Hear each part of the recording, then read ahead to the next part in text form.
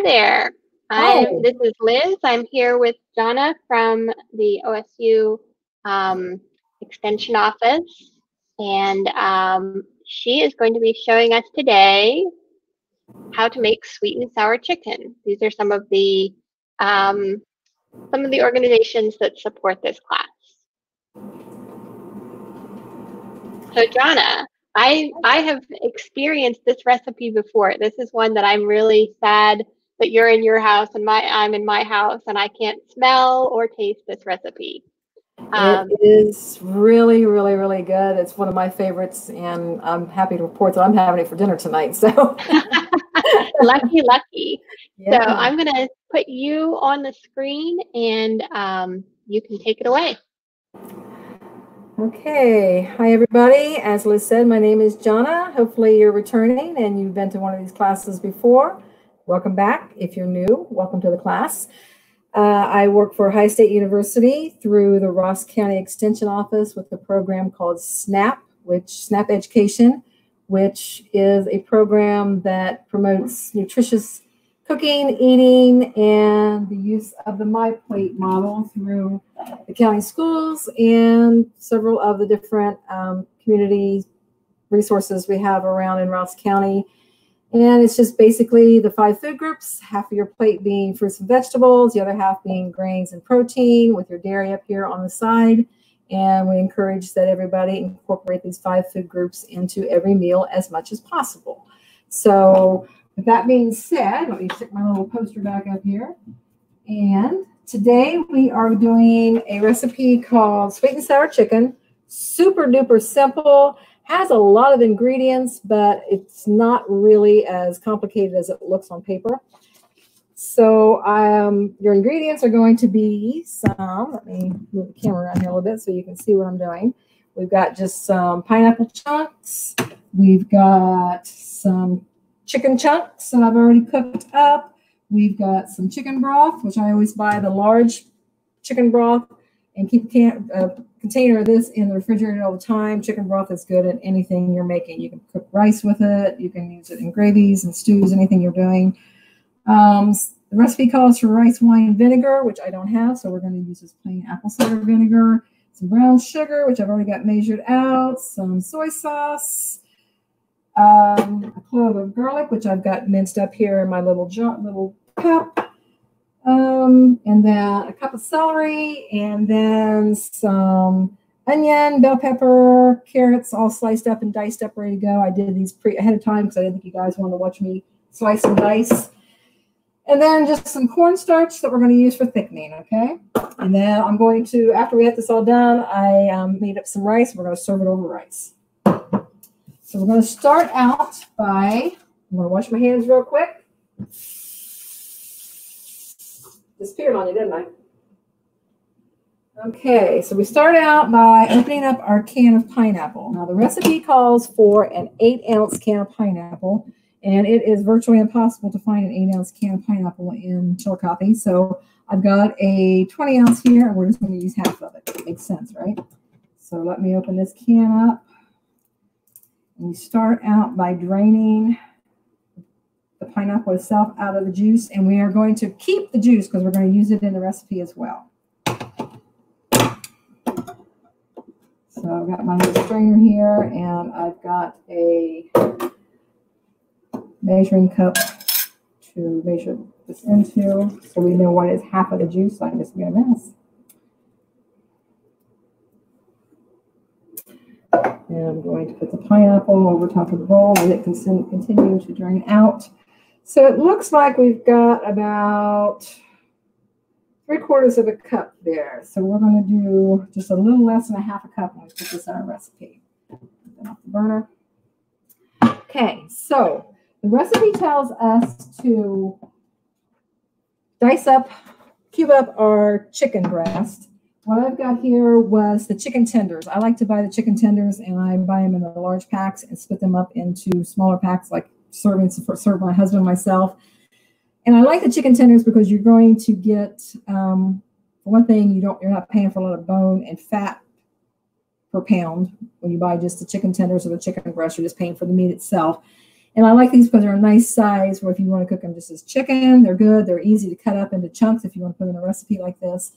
And it says that we're going to put this chicken in raw. Well, as for time-wise today, I've already cooked it ahead of time. So I've got that cooked ahead.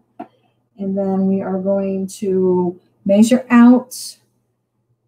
We are putting the juice from our pineapple. So I said it's going to be about just a little less than a half a cup. So we're going to put that in our skillet.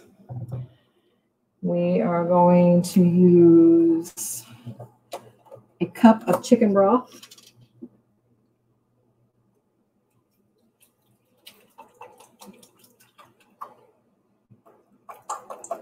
Oh, I'm splashing everywhere. You guys can never find these little silicone measuring cups. These things are awesome. They squeeze.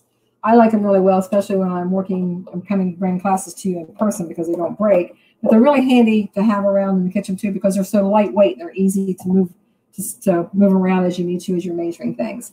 Now, it says, like I said, it calls for a cup of rice wine vinegar, which I do not have, but I do have just plain old apple cider vinegar, which works well for this recipe as well. It's got a nice apple sweet flavor to it, so it works just as well as what the rice wine vinegar would. And we're going to use a 1/4 cup of that just to give a little tang to our sweet and sour. So there goes our vinegar in there. And then we are going to use 2 tablespoons of our soy sauce. You always want to make sure you shake up your soy sauce because you'll get sediments at the bottom that you want all that goodness in your soy sauce when you're putting it into your recipe. So 2 tablespoons, 1 and 2. And Donna, I didn't notice. Did you put the heat on under that pan yet, or is it still? Yes, I did. Okay. Yes, I did. I've got the heat on. I turned it on just a little bit ahead of time. That way it'll be warming up. I'm trying to expedite this so I don't keep you guys on here forever. And then I'm putting in the 1/4 cup of brown sugar. And we're going to just stir that together and we're going to let that heat up. Now, if you was doing this as the recipe calls for, you're going to let this cook until your chicken is not pink any longer and cooks very well. Now, I browned this up or cooked this up earlier, and I did not cook it to the point where it was completely done because I didn't want it dried out for my recipe. Because chicken is one meat that if you overcook it will dry out pretty quickly. So I left it just a little raw. So you want to make sure you're heating this up to a nice warm temperature.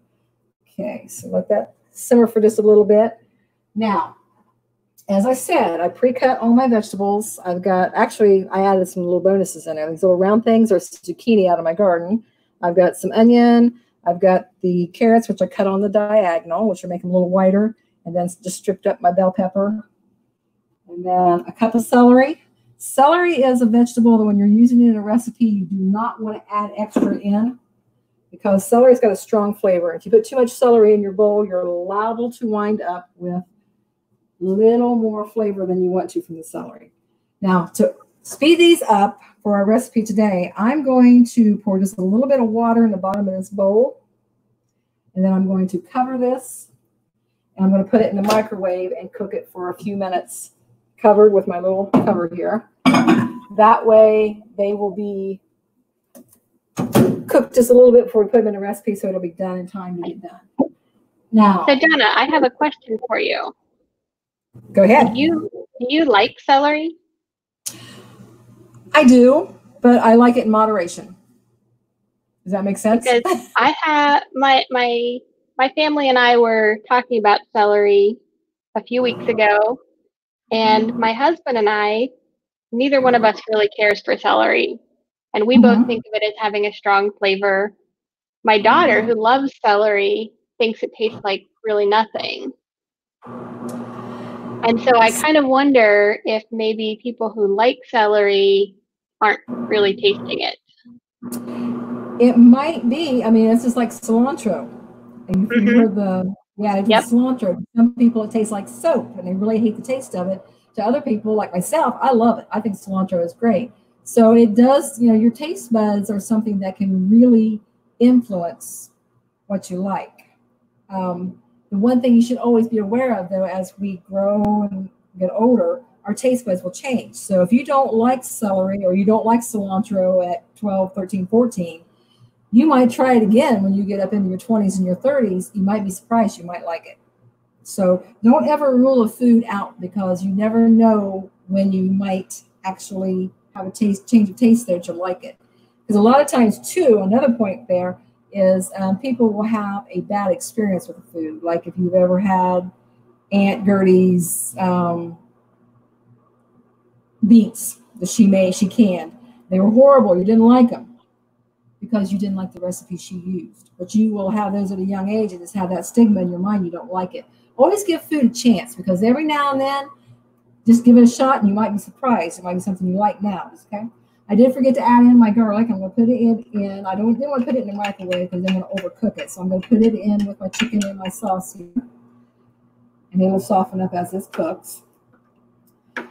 Okay, so while this is heating up, and it's already starting to steam, as you can see there, so we're going to get this nice and warm. Liz, if you could pop up those PowerPoints. Sure. I wanted to share some tips that I use for different things to make recipes quicker to use.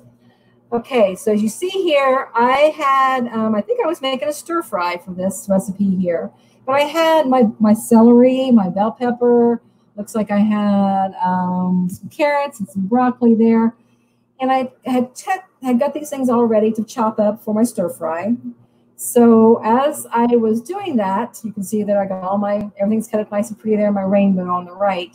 But I had, then again, there's that celery. Always have a little more than what I always want for my recipe. So I had this extra celery around. Well, if you're like me, you buy celery and you put it in the refrigerator, you forget about it, and it gets all wilty and brown. So what I do is I chop it up into recipe-sized pieces. I put it on a cookie sheet with wax paper or parchment paper, whatever you have on hand. Lay it out on a nice flat, row. Make sure it's not stacked up. You want it nice and single layer there. And I pop it in the freezer for about 45 minutes to an hour. And then once it's been in there for that long, I take it out. I roll that paper up like a funnel. I pop it into a freezer bag. I put a date on it so I know what the date is, and then I throw it in the freezer for future recipes. And you can do this. I did it with celery here, but I have done it with, like I did the chicken. That's good, Liz. Thank you.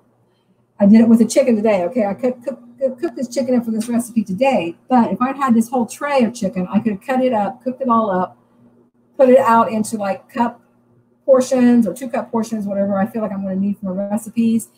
Put it on a cookie sheet. Put it in the freezer, freeze it up, put it in a bag, label it so I know how long it's going to be in the freezer. That way, when I need it for this recipe the next time, all I have to do is reach in and grab a couple handfuls, throw it in my dish, and I've got it heated up pretty good. It's heating up real good. Got it ready for. When I saw those zucchinis in your measuring cup, yes, my first thought was, Jana is the freezing vegetable queen. Yes, I bet those came from her freezer. Ma'am, you know it. And then another thing that I do, I told you I had prepared my rice. Well, this was rice that had been frozen. I do the same thing. I put it on a cookie sheet, spread it out in a single layer, stick it in the freezer, take it out, crumple it up on the paper so it's loose, and then you can put this in a bag, reach in, pull out a cup of it at a time, 2 cups, whatever you need, heat it up in the microwave. Sometimes I put like a little bit of chicken broth in with it just to get a little more moistness after it's heated back up, because rice will tend to dry out a little bit. But you can have all of this stuff prepped and ready so you can throw this recipe together really quickly. So, when you come in from a hard day at work or whatever you're doing, you got your supper on table within a half an hour, 45 minutes, pop things out of the freezer, throw them in the skillet, put them in your sauce, stir them up, and you got them good to go. Okay, so there's my vegetables. Have heated up there so you can see them steaming, and they've already started to turn a little translucent, so we know that they are getting good and juicy there. So I'm going to dump those in the skillet now. So I lost a piece of zucchini. I don't lose that good zucchini. Okay, so as you can see, it's steaming up pretty good. Now, this is a recipe depending on how you like your vegetables. I like mine a little al dente. I like a little crunch to them. My husband, on the other hand, does not. He likes them cooked soft, so we have to compromise quite a bit. So what I'll do with this is once I have this all put together here, I will take my portion out, put it on a plate, and then finish cooking it for him so his vegetables are a little more tender. Okay? So I've got to put the pineapple in. That's where our sweet's coming from. You can't forget the pineapple. Can y'all see how pretty that's looking? Got the carrots and the green of the peppers and the zucchini. Got the yellow of the pineapple. And then we're going to let this cook for like another 5 minutes or so. Let it cook down. Let me make sure I get my veggies down in my broth there a little bit. Now, I left these vegetables in probably bigger than bite-sized pieces because you want this is going to be a dinner, and you want it so it's nice and big and chunky, and you can always cut it with a fork. But you can make it smaller if you want to, if you like it, especially if you're cooking things in a hurry and if you're prepping your vegetables to freeze. It's easier to freeze them. Can't talk today, folks. Freeze them in smaller portion pieces, so you can always make it smaller. And then you can always cut your chicken up smaller. So whatever you prefer, you can make your chunks, you can make them diced, you can make them, I don't think I'd recommend shredded because that'd be a little too small, but you could always shred them up a little bit. Some of the things like the carrots, if you don't like the big hard carrots in there, okay? All right, so. And it doesn't make as big a difference in the microwave, but in the pan, if you have those smaller pieces, they'll cook faster. Yes, definitely, definitely. Now, I did want to point out, too, I already talked about how I didn't have the rice wine vinegar. So a lot of people will say, well, I don't have that ingredient, so I can't make that recipe. Well, our phones and our computers have a little thing on there that you can ask really easily, what can I substitute for this thing? And I did that today because I thought I had rice wine vinegar, but I actually had red wine vinegar. So the best substitute, according to our friend Google, was apple cider vinegar. So that was great. I knew to do that. Now, I used fresh garlic today because I had it, but a lot of times I don't. So one substitute for garlic is garlic powder. So instead of using the 2 cloves, I would have used like a teaspoon of garlic powder. And then also, let me grab another thing, because I use a lot of garlic in cooking, is the minced garlic. You can keep this in your refrigerator. It's already cut up. And as you can see, I buy the industrial size jar because we do use a lot of it. I was just thinking that's a really big jar of garlic. Yes, it is, but I use a lot of garlic. I really, really like it. Well, I remember when you were making the hummus a couple weeks ago. Yep. I use quite a bit. Mm-hmm. Now, I'm going to mix up some, I need a 1/4 cup of water here. Hang on just a second. I keep running out on you guys. So I'm going to combine a 1/4 cup of water and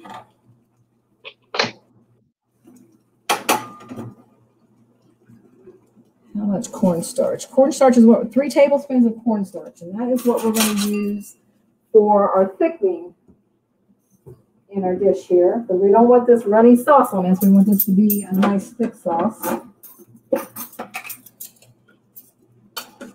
So 1, oops, it's going to roll it. 2, 3. And then I got my little teeny tiny little whisk here. Isn't that cute? I'm going to whisk this together. Now, if you don't have cornstarch on hand, you can use flour. Flour, though, you have to be careful. Make sure you get it mixed up really well because flour will tend to clump or cornstarch will be a little smoother, so you don't have to worry about that. All right. So I'm just going to add our cornstarch in here in our water. And this is going to thicken up. Whoops, whoa, that was hot. As you can see, it starts thickening almost immediately. So you got to keep stirring while you're doing this.